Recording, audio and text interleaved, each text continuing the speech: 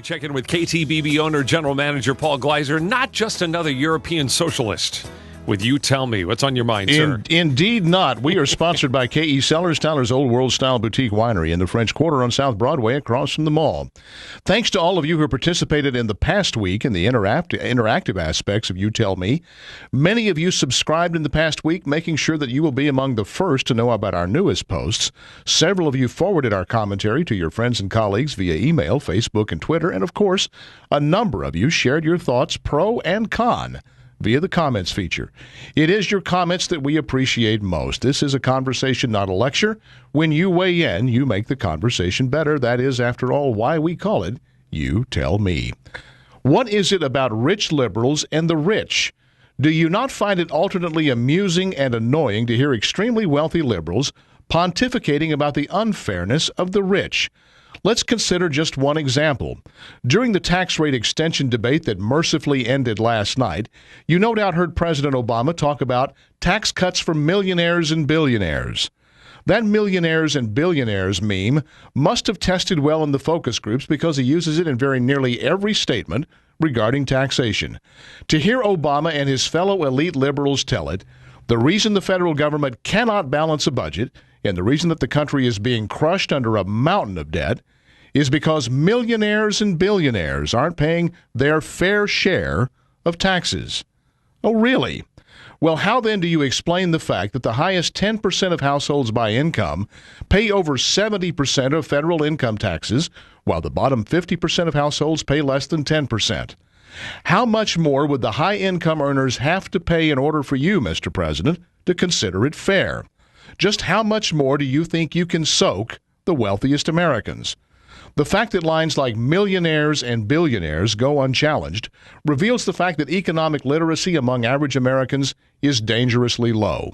So here in the interest of public service is a little economic education. First, there are so few billionaires that for purposes of setting economic policy, they don't matter.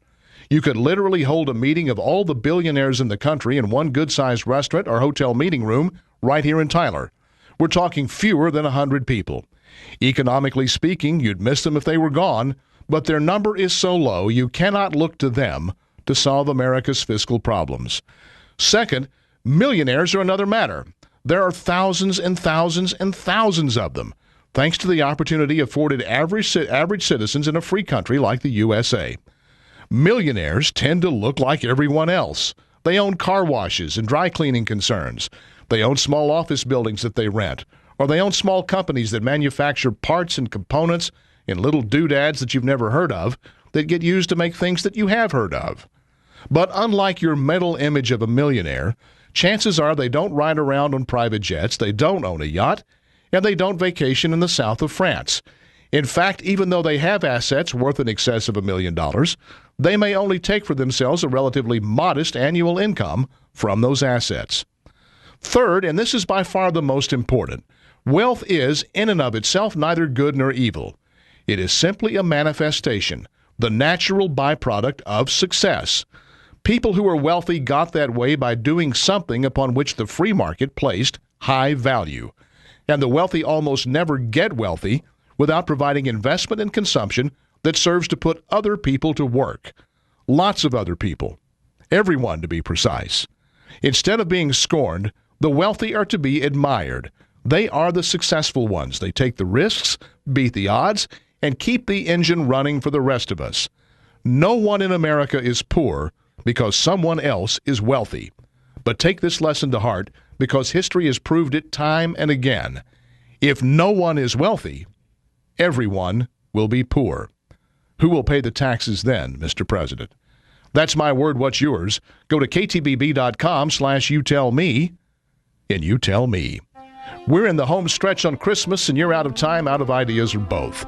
That's why we're all glad there's a K.E. Cellars. Get yourself to K.E. Cellars as soon as you can. Today would be good. And tell them how many unsolved Christmas gift problems you have, and they will make your life easier. Tell them that you want a K.E. Cellars gift box like the ones I'm giving to people on my list. You'll select a Keepersall Estates Cabernet, Shiraz, or Merlot. You'll add a bottle of K.E. Bushman's Weizen Rosé, that's a blush wine, and then you'll select either the dry or sweet version of K.E. Cellars' new blended red called Bridge. All 3 of your selections will be placed in an elegant wooden gift box tied with a bow and adorned with a KE Cellars cork puller, all for only $49.99. And of course, you can try any of the wines before you select them because KE Cellars is a working winery with a tasting bar. Try any wine in the collection before you buy it and have confidence in what you give.